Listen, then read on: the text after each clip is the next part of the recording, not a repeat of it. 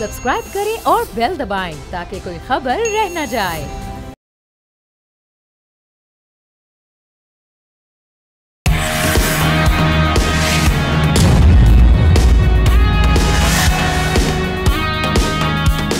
अस्सलामुअलैकुम नाजरीन, आप देख रहे हैं न्यूज़ पंच। मैं हूं आमना खटाना।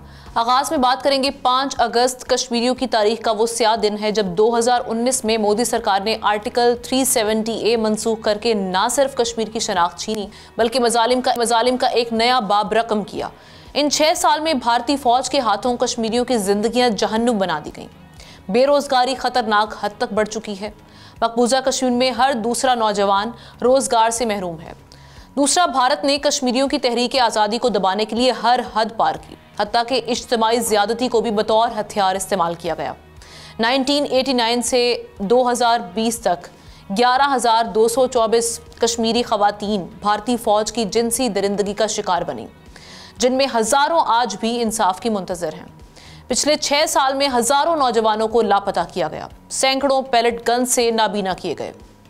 इस जुल्म पर पाकिस्तानी अवाम के दिल भी जख्मों से चूर हैं। आज अफवाज पाकिस्तान ने भी मकबूजा जम्मू और कश्मीर के बाहिम्मत और जुर्रतमंद अवाम के साथ गैर मुतज़लज़ल यकजहती और गैर मशरूत हिमायत का इरादा किया है। 7 दिहाइयाँ गुजर गई हैं कश्मीरियों को अक़वाम मुत्तहिदा की तरफ देखते हुए, जो अपनी ही करारदादों पर अमल कराने से कासिर हैं। इसकी वजह भारत की हठधर्मी और आलमी ताकतों की आंखों पर बंधी मफादात की पट्टी है।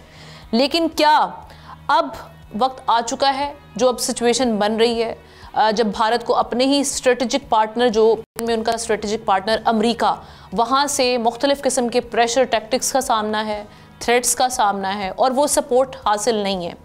तो क्या वक्त आ चुका है कि भारत इस मामले पर मेज़ पर आएगा मुज़ाकरात की, और मसला कश्मीर अब तक हल ना होने में जो रुकावटें थीं, क्या वो दूर हो रही हैं?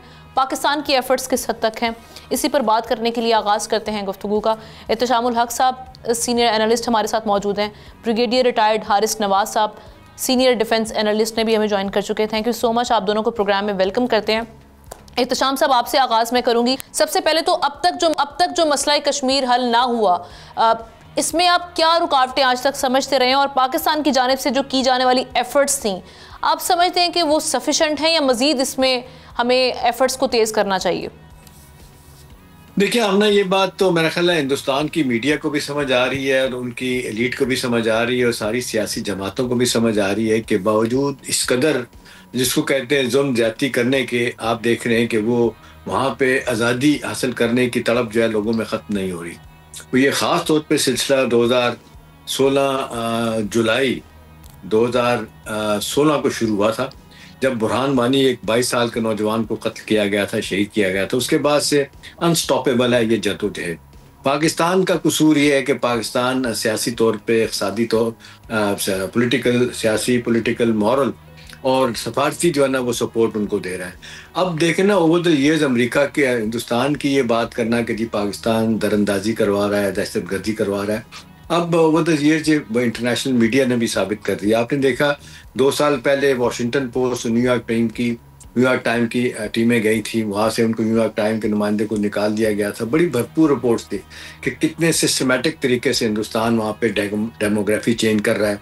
आपने 370 का जिक्र किया, 35A भी ये लगाया उन्होंने, जिसका मतलब ये है कि जो पहले लोगों को आज़ादी नहीं थी कि बाहर से आके कश्मीर में जायदाद खरीद सकते हैं, लेकिन उन्होंने वही रेप्लिका किया जो आपने देखा कि पैलेस्टाइन में किया हुआ है। जो आप देखें कब्ज़ा किया हुआ आबादी के इलाके हैं, उन पे कब्ज़ा करके तो उन्होंने भेजा वहाँ पे इजराइलियों को। तो यही कर रहे हैं हिंदुस्तान वाले भी कि वहाँ पे हिंदुओं को जो है ना बसा रहे हैं, ताकि श्रीनगर में जो कहा जा रहा है ओवरवेलमिंग मेजॉरिटी जो है ना वो कश्मीरियों की है, उसको ख़त्म किया जाए और हिंदुओं को वहाँ पे आबाद किया जाए, ताकि कल कला अगर ये बच जाए वहाँ पे पब्लिसाइड कराने में, तो वो कहें कि जी देखें वहाँ तो हिंदू आबादी ज़्यादा, लेकिन ये कामयाब नहीं हो पा रहे।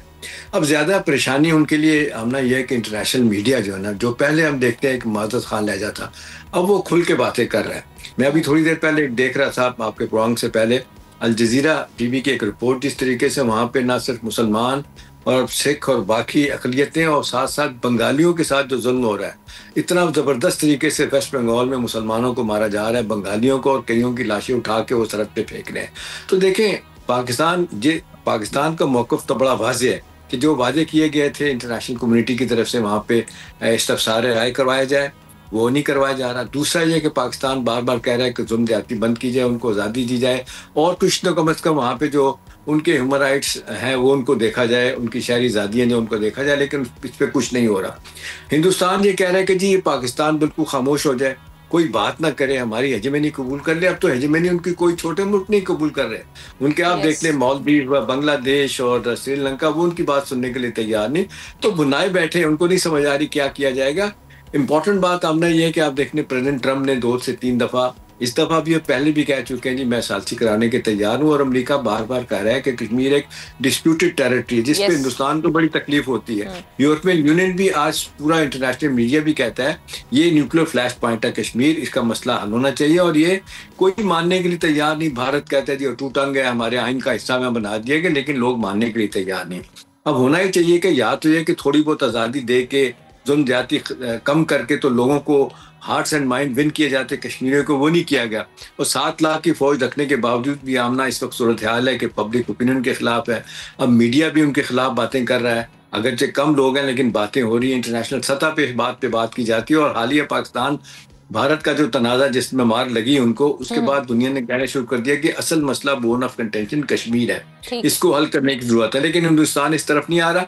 अच्छी बात है कि अब दुनिया जो है ना हिंदुस्तान की बात नहीं सुन रही, और लोग बात कर रहे हैं जुल्म ज्यादती की, वहाँ पे शहरी आज़ादियों की बात कर रही है वहाँ पे कश्मीर में। जी हारिस साहब, पहले तो माजी में हालात डिफरेंट थे। पहले तो चले इंडिया का जो भी मौकिफ था, बाकी ममालिक के मफादात जुड़े हुए थे उससे, या एक हेजेमनी कायम थी, जो अब इस रीजन में भी हम देख रहे हैं कि वो कोशिश की जा रही थी, जैसे नेपाल हो गया, बांग्लादेश हो गया, श्रीलंका, मालदीव, ये अब ये ममालिक भी इंडिया का जो रियल फेस है वो एक्सपोज हो चुका है इनके सामने भी।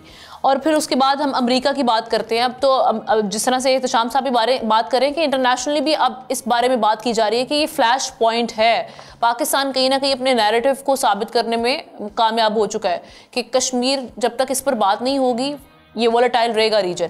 तो अब आप समझते हैं कि वक्त आ चुका है कि अब इंडिया नजरें मजीद नहीं चुरा सकता मुज़ाकरात की टेबल पर, इसको इवेंचुअली आना ही पड़ेगा। और आप कब तक देख रहे हैं इस मसले का हल निकलते हुए? देखें, नामना बात यह है कि बयान महसूस के बाद, मार के हक के बाद, जिस तरीके से इंडिया ने एक सोचे समझे मंसूबे के तहत और एक फॉल्स फ्लैग ऑपरेशन करके, एक झूठा प्रोपेगेंडा करके एक न्यूक्लियर मुल्क के ऊपर अटैक कर दिया, इससे दुनिया को एक बड़ी क्लियर बात पता चल गई कि इंडिया कितना इररिस्पॉन्सिबल, इमेच्योर न्यूक्लियर मुल्क है, जो फॉल फ्लैग करके, झूठा प्रोपेगेंडा करके एक न्यूक्लियर मुल्क पर अटैक करता है। और पाकिस्तान ने ये साबित किया दुनिया को कि पाकिस्तान एक बहुत मैच्योर रिस्पॉन्सिबल न्यूक्लियर मुल्क है विद बैटल हार्डेंड और प्रोफेशनल आर्मी, जो हमने साबित किया। सेकंड, इसमें एक वादा जो पाकिस्तान हमेशा कहता था कि Kashmir is a nuclear flash point, वो अब दुनिया ने रियलाइज़ कर लिया है कि अगर ये ट्रंप इसको सीज़फायर या डीएस्केलेशन ना करवा सकते तो आप देखेंगे ये वॉर के डायनामिक्स पता नहीं होती है, ये पार्ट एंड कहाँ होती है, इसके फॉल आउट्स इस रीजन में क्या होते हैं, ग्लोबली क्या होते हैं, ये world has realised. Number 2, Pakistan has reemerged as a nuclear, ये खास तौर पे रीजनल स्टेबलाइजर, और India has been isolated. Iran ने भी उसको निकाल दिया, बांग्लादेश ने किक आउट कर दिया, बाकी जितने नाम अभी तुमने लिए थे सब शामिल कर लें, चाइना ले लें, तो ये पाकिस्तान और ये मिलके एक बहुत बड़े रीजन में इसको हम स्टेबलाइजेशन कह रहे हैं। इसलिए इस मौके के ऊपर इंडिया की कोई बात नहीं मान रहा है, इसलिए उनके मीडिया ने साबित किया कि वो बहुत ही झूठ और इररिस्पॉन्सिबल प्रोपेगेंडा करता है।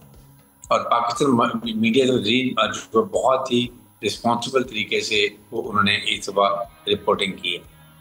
अब वक्त आ गया है कि ट्रम्प ने तो बाहर हाँ कहा जी कि मैं मेडिसिन के लिए तैयार हूँ, पाकिस्तान नियम माने तो मैं तैयार हूँ, बट इस वक्त पाकिस्तान की हर एक बात सुन रहा है।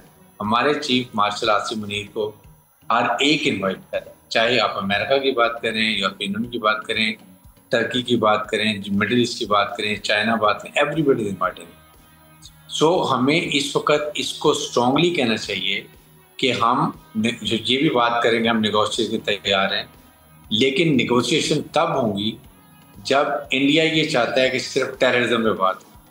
हम ये कहते हैं कि Kashmir should be the part of the agenda, that is very important. नहीं, उनकी जानिब से भी एक स्टेटमेंट आई थी कि पाकिस्तान साइड कश्मीर पर बात होगी, ये उन्होंने भी इस पर बात की थी। नहीं, पाकिस्तान साइड कश्मीर मतलब वो पीओ को भी बात करते हैं, बी से कि it is going to be Kashmir, जो इलीगली इंडियन ऑक्युपाइड कश्मीर है उसकी बात हमने करनी है। बिल्कुल, विच इज एक यूनाइटेड नेशन ने एक उनका एजेंडा है कि जी आपने प्लेबिसाइड करना है, हक खुदारत देना है। इंडिया कहता है मैंने सिर्फ टेररिज्म में बात करनी है। अगर आप टेररिज्म में बात करते हैं, आप इकॉनमी में बात करते हैं, लाइन ऑफ कंट्रोल की बात करते हैं, बॉर्डर डिस्प्यूट की बात करते हैं, दैट मीन्स, और कश्मीर को नहीं करते, दैट मीन्स कि आपने इंडिया का जो 370 और 35 जो रिवोक किया हमने उसको एक्सेप्ट कर लिया। इसलिए वी हैव टू इंश्योर कि Kashmir remain on the agenda ताकि ये डिस्प्यूट रहे, और यूनाइटेड नेशन का तो ये चार्टर के ऊपर है। नंबर 2, आप देखें लाइन ऑफ कंट्रोल के ऊपर जो United nation military observer group है, दिस स्पीक्स कि ये एक डिस्प्यूटेड टेरिटरी है। हमें इसको लेके चल रहे हैं, हमारी बात दुनिया मान रही है, हमने इसको कैश करना है, अमेरिकन को, यूरोपियन को, यूनाइटेड नेशन को और OIC को, सब जगह हमने फैलाना है। और कश्मीरियों के दिल इतने बड़े हो गए हैं, इसलिए अब उन्होंने रियलाइज किया पाकिस्तानी फौज तो रियली बहुत बड़ी लड़ाका फौज है।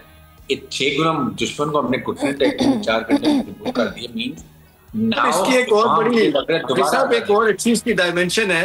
हारी साहब देखेंगे जिस तरीके से पहलगाम हमला हुआ है, अब उसके बाद से तो दुनिया मानने के लिए तैयार नहीं है कि जो एक अरसे से हिंदुस्तान कह रहा है कि जी पाकिस्तान दहशतगर्दी करवा रहा है। एक तो आप देखते हैं 4 से 5 बिलियन डॉलर लगा के उन्होंने आज से 10 साल पहले जो फेंसिंग मुकम्मल की थी, पूरा बॉर्डर तकरीबन 1800-1900 किलोमीटर का जो है ना उन्होंने बिल्कुल कश्मीर वाली साइड बंद कर दी थी। वहां तो कहते चिड़िया भी नहीं जा सकती। दूसरी बात ये कि जी हाँ, लोग उनसे सवाल कर रहे हैं कि जी पाकिस्तान पे आपने पहलगाम के अभी 4 घंटे नहीं गुजरे थे, पाकिस्तान का इल्जाम लगाया, कोई एविडेंस नहीं, कोई प्रूफ नहीं, तो लोग कहते हैं कि ये अब बोगी बंद करें, ये आप झूठ बोलना छोड़ दें आके पाकिस्तान दहशतगर्दी करवा रहा है। फिर दूसरी बात कहते हैं कि जी अगर फर्ज करें आपका कोई पॉइंट भी है तो इसका तरीका कार ये 2 तरीके हैं कि या तो आप इंटरनेशनल सतह पे सालिसी कबूल करें या आप बायलैटरल बैठ के बात करें। हिंदुस्तान बायलैटरल भी नहीं बैठ के बात कर रहा, सालिसी बिल कबूल नहीं कर रहा है। ये बड़ा वाजे तौर पे सबूत है इस बात का कि उनका नुक्ता नजर वीक है और वो जबरदस्ती धौंस दादी से 7 लाख की फौज रख के वही हारिस साहब वही बात कर रहे हैं कि अब रियलाइजेशन तो इंटरनेशनली ग्लोबली हो चुकी है कि इसमें इस मामले में कौन जो है वो नजरें चुरा रहा है, किसकी चोरी पकड़ी गई है। लेकिन अब वो यही बात करें कि पाकिस्तान किस तरह से इस मुकदमे को मजीद तेज कर सकता है। हारिस साहब आप बात कंप्लीट कर लें, फिर हम ब्रेक की जाने बढ़ेंगे। देखें, बात ये कि इस वक्त पाकिस्तान को चाहिए कि यूनाइटेड नेशन में इस वक्त सदारत पाकिस्तान के पास है, पाकिस्तान ये इस मसले को वहां पर उठाए। OIC वाले भी अब आपको सुनते हैं बिकॉज दे नो कि पाकिस्तान बहुत बड़ी मिलिट्री ताकत है। हमने प्रूव कर दिया जैसे एक इतने बड़े दुश्मन को घुटने टेकने मजबूर किया है। इसको कैश करें। हमारे पाकिस्तान की प्रॉब्लम जो होती है, हम कुछ अर्से के बाद ना चीज़ों को भूल जाते हैं। ये हमने नहीं करना। हमारे फॉरेन ऑफिस ने, हमारे ये हुकूमत पाकिस्तान ने हर हालत में हमें इसको कैश करना चाहिए और इसका फ़ायदा उठाएं। इंडिया को टेबल पे लेकर आएँ कश्मीर एजेंडे के साथ और बताएं दुनिया को कि ये बड़ा, अगर दोबारा इस इंडिया में मिसएडवेंचर की बात कर रहे हैं, खुदा ना खास्ता अगर ऐसी बात होती है तो इसके फॉलोअर्स क्या होंगे, इस खिते में क्या होंगे, दुनिया में क्या जाएंगे, ये जब बताएंगे दुनिया ने रियलाइज तो कर लिया है, लेकिन अभी और इसको रियलाइज करें ताकि जल्दी से जल्दी इसका मसला हल हो और इस खिते में अमन हो। और अमन सिर्फ खराब जो हो रहा है एक मुल्क है और वो है इंडिया। ये जो टेररिस्ट ऑर्गेनाइजेशन है, टेररिस्ट सोच है, दहशतगर्दों का टोला है, ये जब तक है भारत में ये प्रॉब्लम करते रहेंगे। बिल्कुल, पाकिस्तान को प्रोएक्टिवली इस मामले में आगे बढ़ना चाहिए और अपनी एफर्ट्स को मजीद तेज करना चाहिए। एक ब्रेक लेते हैं। हारिस नवाज साहब इस पर अपना तज्जिया पेश किया है, तो शाम सब साथ रहेंगे। ब्रेक के बाद वापस आते हैं।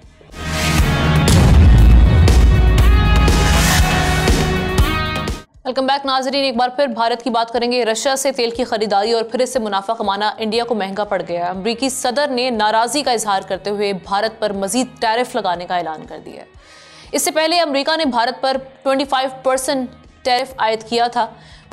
मीडिया रिपोर्ट्स के मुताबिक भारत रशिया से तकरीबन 1.8 मिलियन बैरल तक खाम तेल खरीद रहा है, जो इसकी कुल दरामद का 36 से 40% बनता है। अमेरिका का मौक़िफ़ है कि भारत ऑयल खरीदकर यूक्रेन की जंग में रशिया की मदद कर रहा है। दूसरी जानिब भारत की जानिब से भी इस पर रिएक्शन आया है और उनकी जानिब से इसको गैर मुनसिफाना अमल करार दिया गया और इसके खिलाफ कौमी मफाद में ज़रूरी इक़दाम लेने का कहा गया है। अब इस सारी सिचुएशन में क्या रेपरकशंस भारत को फेस करने पड़ सकते हैं करते हैं। एहतशाम साहब के साथ हमें ज्वाइन किया है इकोनॉमी एक्सपर्ट चौधरी अकमल साहब ने भी। चौधरी साहब, आपकी जानिब आऊँगी, किस हद तक मुआशी असरात आएंगे भारत पर अगर रशिया से, वैसे तो जी अभी उन्होंने यही स्टैंस लिया कि वो पहले से ऑयल की ख़रीदारी कर रहे थे यूक्रेन और रशिया की जंग से पहले, लेकिन अगर भारत नहीं मानता बात और टैरिफ जो 25% हैं ये मज़ीद बढ़ जाते हैं तो इसके क्या मुआशी असरात आ सकते हैं इंडिया पर? देखिए, रशिया और यूक्रेन की जो वॉर स्टार्ट हुई थी उसके बाद जो जियो पोलिटिकल सिचुएशन है उसमें बहुत सी तब्दीलियां आई थी। उससे पहले जो है वो इंडिया का ज्यादा जो ट्रेड था वो अमेरिका के साथ था, रशिया के साथ इतना नहीं था। लेकिन यूक्रेन के साथ जंग शुरू होने के बाद जो है वो ट्रेड वॉल्यूम बतदरीज इंडिया का रशिया के साथ बढ़ता गया और उसकी चंद वजूहात हैं। वो वजूहात में भी आपको बताता हूँ, लेकिन उससे पहले मैं सिर्फ ये वॉल्यूम आपके नाज़रीन को बता दूं कि 2024 के जो फिगर्स हैं उसके मुताबिक जो इंडिया रशिया को एक्सपोर्ट्स कर रहा है वो 4.26 बिलियन की है और वहां से जो इंपोर्ट्स हैं वो 61.43 बिलियन की हैं, यानी $57 बिलियन का ट्रेड डेफिसिट है, $57 बिलियन का खसारा है उसको इंडिया को। और on the other hand USA की अगर मैं बात करूं तो यूएसए से ट्रेड का सरप्लस है $36 बिलियन का।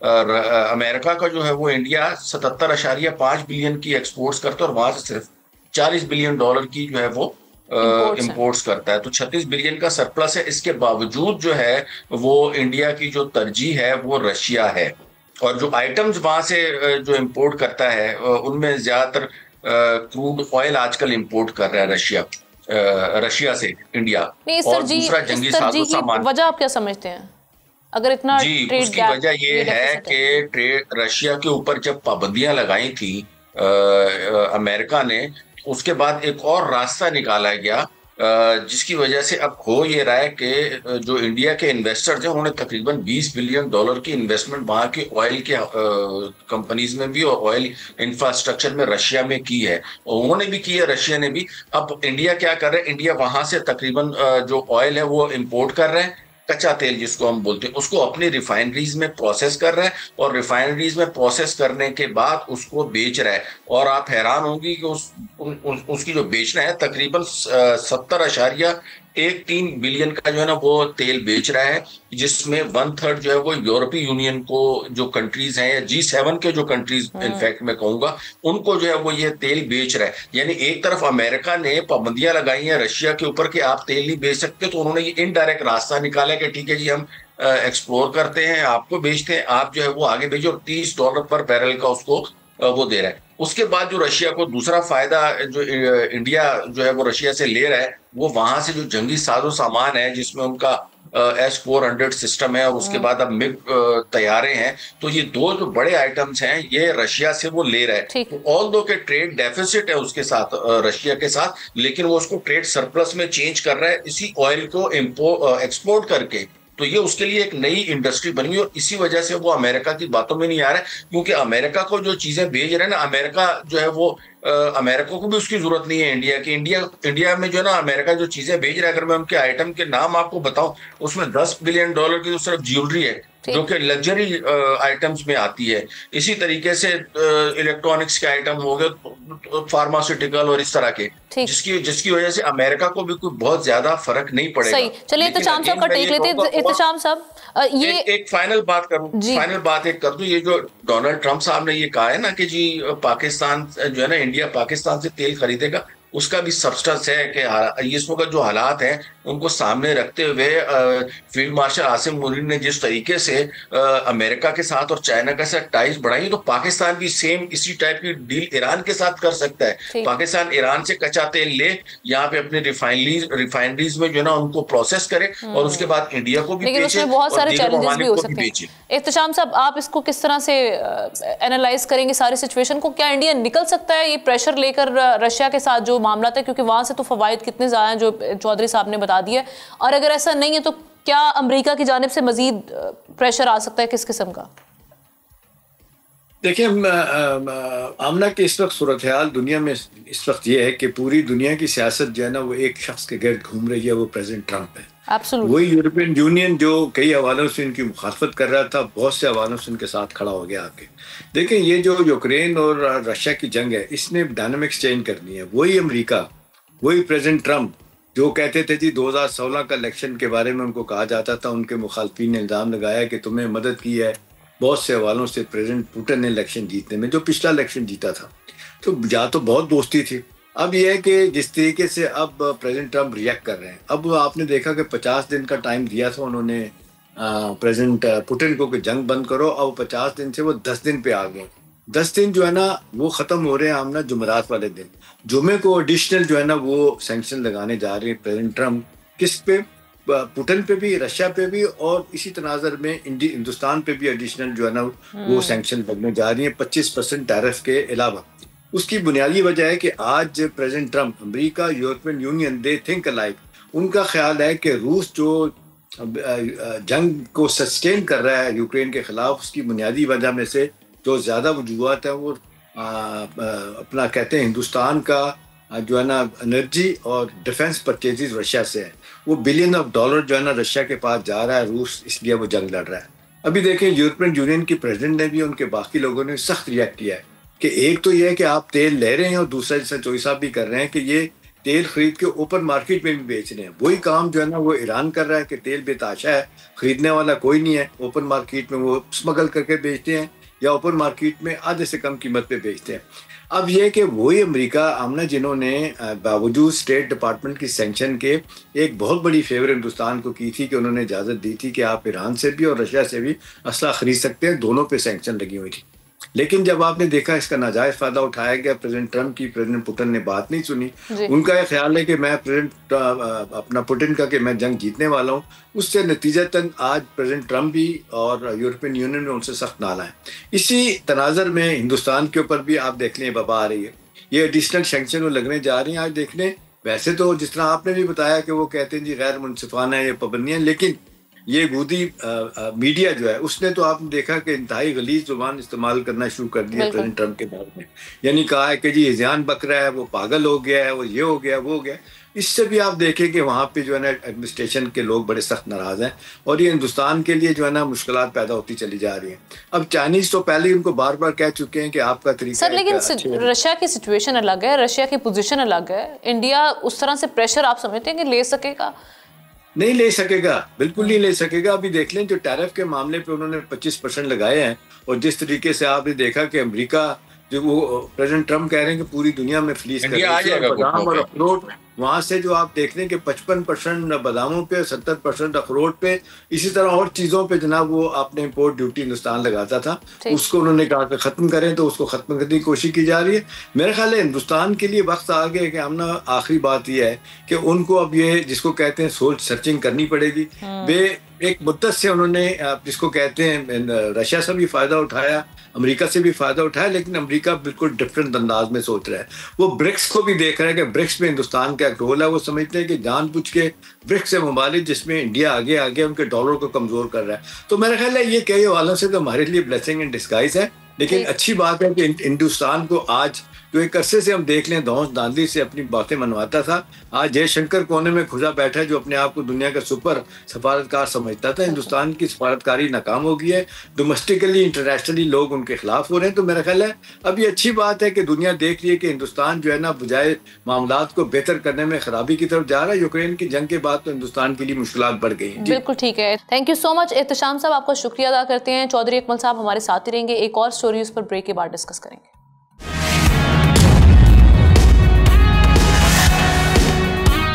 वेलकम बैक नाजरीन। IMF ने FBR में करप्शन की निशानदेही कर दी है, जिससे टैक्स निज़ाम की शफाफियत पर संगीन सवालात उठ गए हैं।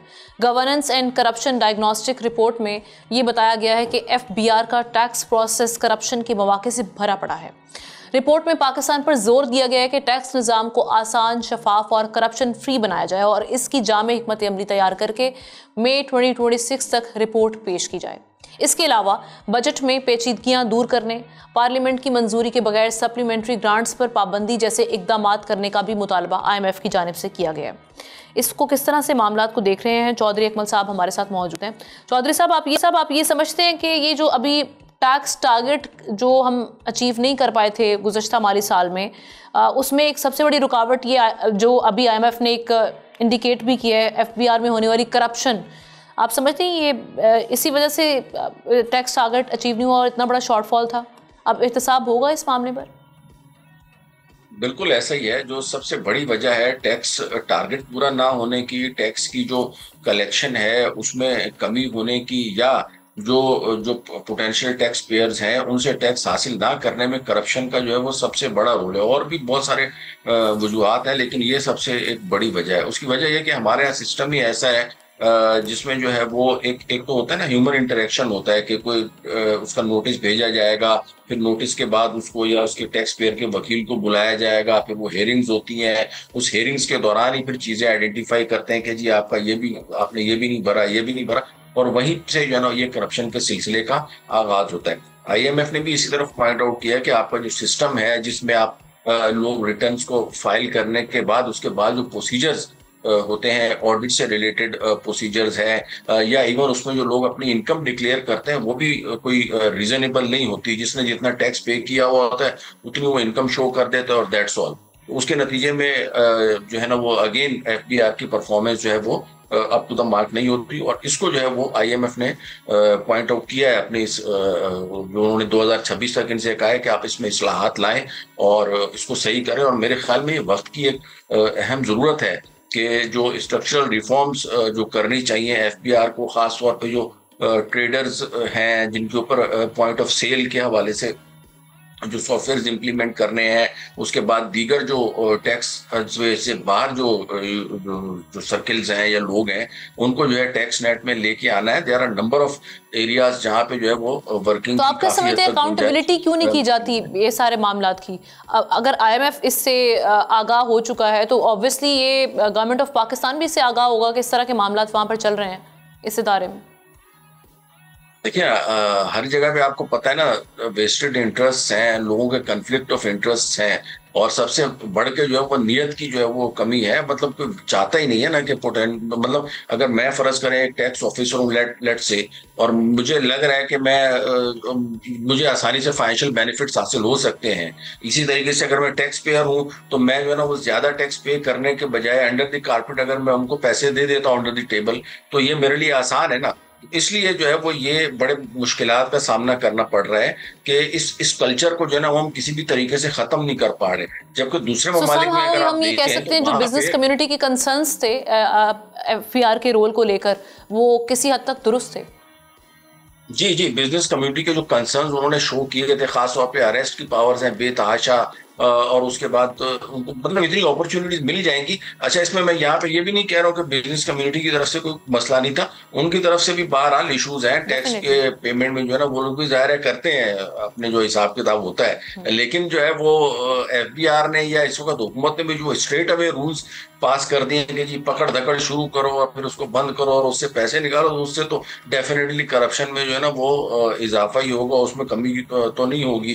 तो करना यही चाहिए कि जो है ना वो जो प्रॉपरली इम्प्लीमेंट और ह्यूमन लेस सिस्टम हो, मतलब ऑनलाइन सिस्टम जमा हो, ऑनलाइन नोटिस जनरेट, डिजिटलाइजेशन जो कहा जा रहा था कि इदारों टैक्स पेयर में, हाँ टैक्स पेयर में और टैक्स ऑफिसर में कोई इंटरेक्शन नहीं होना चाहिए, और जो भी इंटरेक्शन हो वाया सॉफ्टवेयर हो तो उससे करप्शन में भी कमी होगी, टैक्स बेस में भी इजाफा होगा, और जो टारगेट्स हर मर्तबा FBR मिस कर जाता है वो भी बड़ी आसानी से उनको पूरे कर सकते हैं। This is the viable solution. Thank you so much Chaudhary Akmal साहब। नाजरीन, अगर आप प्लान कर रहे हैं सयाहत के लिए, टूरिज्म के लिए गिलगित बल्तिस्तान या फिर खैबर पख्तूनख्वा के इलाकों में जाने का, तो रुक जाइए क्योंकि ये वक्त सैर का नहीं है। एहतियात कीजिए क्योंकि महकमा मौसमियात और Gilgit Baltistan disaster management authority ग्लेशियाई झीलों के फटने और अचानक सैलाब का अलर्ट जारी कर चुकी हैं, जिससे स्कर्दू और शिगर अजला ज़्यादा मुतासर होने का खदशा है। इससे पहले हम देख चुके हैं कि बाबूसर टॉप में क्लाउड बर्स्ट ने क़यामत ढा दी थी, जिसमें कई सयाहों की हलाकत हुई थी और इलाके में भी शदीद तबाही फैली। कल के रोज़ यानी गुज़श्ता रोज़ वज़ीर-ए-आज़म शहबाज शरीफ ने मुतासरा इलाकों का दौरा किया, इमदादी चेक तकसीम किए और 4 अरब रुपए के बहाली पैकेज का ऐलान भी किया गया। वज़ीर आज़म ने इस बात पर अफसोस का इजहार किया कि 7 साल से अर्ली वार्निंग सिस्टम का मंसूबा कागज़ों की नज़र है। उन्होंने इसे नाकाबिले कबूल करार दिया। अब सवाल हमारे सामने ये है कि जब ख़तरात पहले से मालूम है तो मुल्क में मौसर अर्ली वार्निंग सिस्टम में इतनी ताख़ीर क्यों की जा रही है, क्या तैयारियां की जा रही हैं ख़ास तौर पे गिलगित बल्तिस्तान में। इसी हवाले से बात करने के लिए spokesperson Gilgit Baltistan government Faizullah Faraq साहब ने हमें ज्वाइन किया। Thank you so much Faizullah साहब। सबसे पहले तो मैं ये जानना चाहूँगी कि अभी जो महकमा मौसमियात की जानिब से ये कहा गया है कि यहाँ पर सैलाबी सूरत हाल फिर से पैदा हो सकती है, वहाँ पर जो ग्लेशियाई झीलें हैं वो फटने का खदशा है। तो उस सिलसिले में क्या तैयारियां की जा रही हैं, और उसके साथ साथ कल का जो प्राइम मिनिस्टर का टूर था, कल का जो विज़िट था गिलगित बल्तिस्तान में, बहाली पैकेज के हवाले से गिलगित बल्तिस्तान की हुकूमत कितनी मुतमईन है और किस तरह से देख रहे हैं इस टूर को, आप विज़िट को? बिस्मिल्लाहिर्रहमानिर्रहीम। बहुत शुक्रिया। गिलगित बल्तिस्तान के हवाले से खासकर ये जो गुज़िश्ता दिनों गिलगित बल्तिस्तान में सैलाबी तबाहियों की वजह से बहुत बड़े नुकसान हुए, इंसानी जानों का भी और वहाँ के इंफ्रास्ट्रक्चर का भी बहुत बड़ा नुकसान हुआ। जहाँ तक बात की आपने कि जो अलर्ट जारी किए गए हैं नेशनल डिजास्टर मैनेजमेंट अथॉरिटी की जानिब से भी, गिलगित बल्तिस्तान डिजास्टर मैनेजमेंट की जानिब से भी, जिसमें इंतबाह किया गया है कि चंद दिनों में, आने वाले दिनों में बारिशें होंगी गिलगित बल्तिस्तान भर के मुख्तलिफ इलाकों में, और बारिशों के नतीजों में खदशा है कि वहाँ की ग्लेशियर्स फट जाए, खदशा है वहाँ पर सैलाबी रेले एक बहुत दफा फिर आ जाए, खदशा है लैंडस्लाइडिंग हो, खदशा है वहाँ पे सैलाबी तबाहियाँ हो। इस हवाले से गवर्नमेंट ऑफ गिलगित बल्तिस्तान ने भी अपनी तैयारियां मुकम्मल की है। पहली प्रायोरिटी में हमने इस हवाले से अलर्ट जारी किया, इंतबाह किया है, और उसमें हमने कंट्रोल रूम कायम किए हैं गिलगित बल्तिस्तान की तमाम इजला के अंदर। वज़ीर आला गिलगित बल्तिस्तान हाजी गुलबर खान साहब की हिदायत की रोशनी में तमाम डिस्ट्रिक्ट के डिप्टी कमिश्नर और कमिश्नर को हिदायत जारी की है कि वो हर जिले में एक कंट्रोल रूम कायम करें, और कंट्रोल रूम कायम किया है। फिर टूरिस्ट फैसिलिटेशन सेंटर उसको फाइल बनाया गया है, और उसके अलावा अलर्ट जारी किया गया है कि नशीबी इलाकों का लोकल आबादी जो है वो सफर ना करें, एहतियात करें इन दिनों में। और बाहर से आने वाले टूरिस्ट को भी ये कहा गया है कि वो कम से कम मौसम साफ होने, हालात बेहतर होने तक गिलगित बल्तिस्तान का रुख ना करें। और इसके अलावा जो हमारे एंट्री पॉइंट्स हैं गिलगित बल्तिस्तान में, वहाँ पे भी पुलिस को हिदायत की गई है कि इन हालात के अंदर किसी को भी टूरिस्ट को जाने न दे। और इसके अलावा जो हमारी तैयारी है कि अगर खुदा ना खास्ता कोई ऐसी हालत पैदा होती है, हमने वहाँ के जो मुतल्लिका इदारे हैं, बहाली के, रेस्क्यू के जो भी हैं, सर्च के, डिजास्टर मैनेजमेंट, रेस्क्यू 1122 और दीगर जितने भी इदारे हैं, उनको भी मुतहरिक किया है, वेल इक्विप किया है, वेल फंडेड किया है। और इसके अलावा अर्ली जो इंफॉर्मेशन सिस्टम है उसको भी, चूंकि गुज़िश्ता कई सालों से वो नाकारा है, उस पर करने वाले, जाहिर सी बात है, ये बात बिल्कुल आपकी दुरुस्त है कि वो फंक्शनल बहुत सारे इलाकों में नहीं थे, उनको फंक्शनल करने के हवाले से वहाँ पे काम का आगाज है। और अर्ली इंफॉर्मेशन सिस्टम को भी हम इंशाल्लाह फाल बना रहे हैं। और इसके साथ साथ जिस तरह आपने प्राइम मिनिस्टर की दौरे की बात की गिलगित बल्तिस्तान के ऊपर, जिस तरह की सैलाबी तबाहियां गिलगित बल्तिस्तान को सामना करना पड़ा, एक फार फ्लंग रिमोट एरिया है और इस मुल्क का एडमिनिस्ट्रेटिव प्रोविंस है, और ग्रांट एड पे वो सूबा चल रहा है, तो वहाँ पे प्राइम मिनिस्टर ऑफ पाकिस्तान का आना बहुत खुशाइन है। वज़ीर आज़म पाकिस्तान मियां मोहम्मद शहबाज शरीफ ने जो दौरा किया है, वो मैं समझता हूँ कि वहाँ के मुतासरीन सैलाब और जो इमदादी पैकेज, बहाली पैकेज उन्होंने जिसका ऐलान किया, ये इस पे इम्प्लीमेंटेशन के हवाले से कुछ इस पे जिक्र हुआ, कब से एक्टिव हो जाएगा? बिल्कुल, पीएम का विजन मैं समझता हूँ कि हौसला अफजा है और टीवी को अपने सिरे से लगाना अच्छी बात है। लेकिन गिलगित बल्तिस्तान का जो नुकसान है वो 20 अरब से ज्यादा हुआ है, इंफ्रास्ट्रक्चर तबाह हुआ है, जानी नुकसान हुआ है, और 4 अरब रुपए का ग्रांट का उसने प्राइम मिनिस्टर साहब ने ऐलान किया है, वो तो मिल ही जाएंगे। मुशद्दिक मलिक साहब ने कहा कि हमारी पहली किस्त है, हम मुकम्मल रिहेबिलिटेशन में मदद करेंगे। हम समझते हैं कि वज़ीर आज़म का दौरा नेक शगुन है और दुखों को बांटने का वसीला है, और 4 अरब रुपए का जो ग्रांट है, ग्रांट अहम नहीं होती, नहीं, लेकिन हम समझते हैं एग्जैक्टली मैं इम्प्लीमेंटेशन की बात कर रही हूँ, कब से ये रिहैब का काम वहाँ पर शुरू हो जाएगा? जो वहाँ पर इस वक्त मामलात हैं, जो डिजास्टर वहाँ पर हुआ है, लोगों को जो ग्रांट है वो गिलगित बल्तिस्तान के इंफ्रास्ट्रक्चर के लिए उसने तफवीज किया है। वहाँ की सड़कें, वहाँ के बिजली के मंसूबे, वहाँ के दीगर जो उमूर है, उस हवाले से वहाँ के इरिगेशन चैनल्स, उस पर इस वक्त काम शुरू है। और गवर्नमेंट ऑफ गिलगित बल्तिस्तान ने अपने वसाइल से 44 करोड़ के प्रोजेक्ट पे पहले से ही काम शुरू कर दिया है, जो अपने वसाइल थे। अभी ये फंड अगर हमें मिलता है तो उसको रिहेबिलिटेशन में मजीद तेजी लाई जाएगी। अलबत्ता एक इशू यहाँ पे ये है कि लोगों के 700 से ज्यादा घर मुंदहम हुए हैं, तबाह हुए हैं, उनकी फसलें तबाह हुई हैं, उनके बहुत नुकसान, उस नुकसान का अदाला बहुत जरूरी है। और उस अदाले के लिए प्राइम मिनिस्टर ऑफ पाकिस्तान और वफाकी हुकूमत से मजीद ताउन भी दरकार है, और उम्मीद है इंशाल्लाह वहाँ के सैलाब मुतासरीन की रिहेबिलिटेशन में भी मजीद मदद की जाएगी। और हम सब मिल के वहाँ उस बहरान से निकालेंगे मुतासिर को इंशाअल्लाह। और ये जो अभी आइस जो लेक है जिसके फटने का खदशा जाहिर किया जा रहा है महकमा मौसमियात की जानिब से, उसके नुकसानात से बचने के लिए मैं चाहूंगी कि आप कितने पुरएतमाद है अपनी तैयारियों को लेकर? हमने अपनी तैयारियां किसी हद तक की है, जो इंसानी तैयारियां हैं, इंसानी जो तैयारियां हैं, इंसान कितना कर सकता है जी, गवर्नमेंट कितनी कर सकती है, अपनी कैपेसिटी से बढ़ के गवर्नमेंट ऑफ गिलगित बल्तिस्तान ने तैयारी की है। उससे बढ़ के अगर कोई अल्लाह ना करे कोई आफत आ जाती है तो उस वक्त अल्लाह ताला रहम करे उस इलाके पे, हम सब पे। हमारी तैयारियां मुकम्मल है। हम समझते हैं कि गवर्नमेंट ऑफ गिलगित बल्तिस्तान की जो कैपेसिटी थी उससे बढ़ के किया है। गिलगित बल्तिस्तान में आपको बताते चलो 8000 ग्लेशियर्स हैं और 28,000 लगभग के मुरब्बा मील का इलाका है। इतना बड़ा फैला हुआ इलाके में 8000 ग्लेशियर्स, क्लाइमेट चेंज वहाँ पे है। हम इस वक्त बहुत सारी सूरत हाल को, वल्नरेबल सिचुएशन को फेस कर रहे हैं और हमारी जो अपनी कैपेसिटी है उससे बढ़ के तैयारियां। यानी आप ये कह रहे हैं कि किसी हद तक वसाइल की कमी का सामना भी है गिलगित बल्तिस्तान गवर्नमेंट को? वसाइल की कमी का सामना जगह जगह पे है, क्योंकि गिलगित बल्तिस्तान के फिक्स्ड फंड है। फिर वहाँ के लिए जो ग्रांट एंड एड आता है वफाक से, वो तनख्वाहों के मद में, एडीपी की प्रोजेक्ट की मद में, देगर मद में वो फिक्स्ड है। अब ये सैलाबी तवैया, क्लाइमेट चेंज, इसका जो है ये एडिशनल है। अब उस एडिशनल में जब तक वफाकी ताउन या इंटरनेशनल डोनर्स या कोई एजेंसी ताउन नहीं करेगी तो हम इन चीजों को मीट नहीं कर सकते हैं। और हमें उम्मीद है इंटरनेशनल इदारों से भी और वफाकी हुकूमत से भी कि वो गिलगित बल्तिस्तान के मामले को देखेगी, वरना ये सिर्फ गिलगित बल्तिस्तान का मामला नहीं है, ये पूरे नेशनल लेवल का मामला है और ग्लोबल लेवल का मामला है, जब ये क्लाइमेट को हम डिफीट नहीं करते हैं, क्लाइमेट चेंज। ठीक है, वफाक से मजीद ताउन के आप ख़्वाह हैं। Thank you so much Faizullah Faraq हमसे बात करने के लिए। इसके साथ ही नाजरीन प्रोग्राम का वक्त खत्म हुआ चाहता है। आपसे इंशाल्लाह कल मुलाकात करेंगे। अल्लाह हाफ़िज़।